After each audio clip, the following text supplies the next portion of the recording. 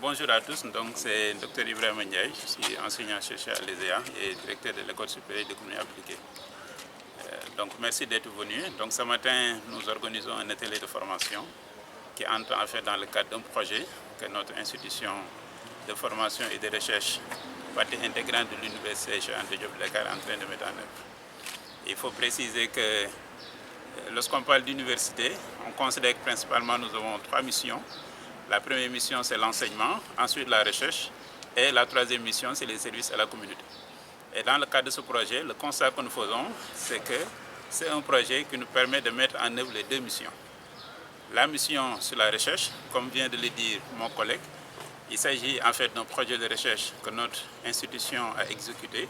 en rapport avec un partenaire, notamment l'Université de Montréal, et qui fondamentalement a permis de faire un diagnostic sur cette question très actuelle qui porte en fait sur la question de la sécurité. Donc le travail de diagnostic qui a été fait nous permet aujourd'hui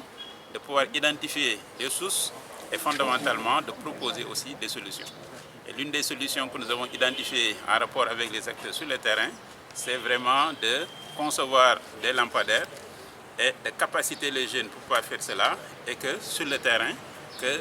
ces jeunes-là puissent installer ces lampadaires, les fabriquer d'abord, les installer, et tout cela ira fondamentalement dans le sens de, d'améliorer les conditions de vie des populations, mais aussi nous permettra fondamentalement de pouvoir réduire la question insécuritaire qui se pose à l'échelle des zones, notamment au niveau de la banlieue de la région de Dakar. L'autre dimension aussi, je disais que c'est la recherche, mais au-delà de la recherche aussi, c'est les services à la communauté, et l'université aussi c'est cela, services à la communauté, parce que simplement, il s'agit pour nous de pouvoir identifier des problèmes, les diagnostiquer et de trouver des solutions en rapport avec les acteurs sur le terrain. Et dans le cadre de ce projet, nous avons eu une approche inclusive, c'est-à-dire que les acteurs sur le terrain ont été fondamentalement impliqués. Et dans ce cadre-là, comme le dit tantôt le coordinateur du projet, on a mis en place ce qu'on appelle la table d'initiative citoyenne, qui fondamentalement fédère tous les acteurs et réfléchit, propose une force de proposition. Et nous sommes là derrière en train d'accompagner. Et c'est à l'issue de ce travail qui a été fait que nous avons pu identifier les problèmes, mais aussi identifier les solutions. Donc autant dire que l'université Cheikh Anta Diop de Dakar, mais l'ESEA, disons en particulier, constituent des centres, disons, de formation et de recherche dont l'objectif est d'identifier les problèmes qui se posent et en rapport avec les acteurs sur le terrain, de pouvoir proposer des solutions pertinentes. Et l'atelier qui est organisé ce matin, en fait, dans ce cadre, il nous permet, nous, de mettre en œuvre ces 2 missions qui nous sont confiées, à savoir la recherche, mais aussi l'appui aux communautés. Donc, je suis Ibrahim Ndiaye, je suis directeur de l'École supérieure d'économie appliquée. L'école supérieure d'économie appliquée dafa nekk benn pàcc ci biir université Cheikh Anta Diop de Dakar. Li nga xam ne dañ ñu ko sas nag mooy di former, mais au-delà formation bi aussi di def li ñuy wax recherche. Recherche maanaam bu fekkee ne am na benn problème boo xam ne nit yi dañ koy dund, ñun dañuy ñëw pour gëstu ko. Bu ñu ko gëstoo ba pare,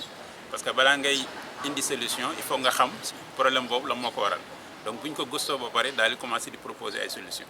Donc benn pàcc bi ci biir université Cheikh Anta Diop de Dakar dafa jëm ci wàllu woowu maanaam gëstu waaw te projet bi nga xam ne moom la ñu exécuté qui porte sur les questions de sécurité wàllu boobu daf ci am solo te ñun jot nañ ko def en rapport avec ñi nga xam ne ñoo nekk sur le terrain et loolu moo ñu may ñu identifier les problèmes loolu moo ñu may ñu mun proposer ay solutions. beneen pàcc bi nga xam ne dafa jëm ci wàllu woowu tamit toujours ci suñu mission yi au niveau de l'université mooy li ñuy wax appui à la communauté. Mooy université nekkul benn centre boo xam ne rek day former ay jeunes wala day def recherche, mais au-delà de cela aussi dafa war a disons être une force de solution, c'est-à-dire bu fekkee ne problème yi identifié nañ leen ku ñun en rapport avec les populations ñu jéem a xool problème yooyu nan lañ koy régler. Donc ci wàllu woowu la ñu organiser benn atelier bi nga xam ne objectif bi mooy former jeunes yi nga xam ne ñoo nekk ci commune yi Djiddah Thiaroye Kaw. te jeunes yooyu dañ leen former lu jëm ci wàllu fabrication de lampadaires parce que gëstu bi nga xam ne jot nañ ko def dafa wane ne problème insécurité bi li nga xam ne moo koy indi wala fi nga xam ne foofu lay amee mooy bërëb yoo xam ne dafa lëndëm waaw léegi ba ñu discuter ak population bi ñu ne ah loolu bu fekkee ne dañ ko bëgg a disons solutionner li ñuy def mooy ñu faire en sorte que bërëb yooyu ñu mun leen éclairer.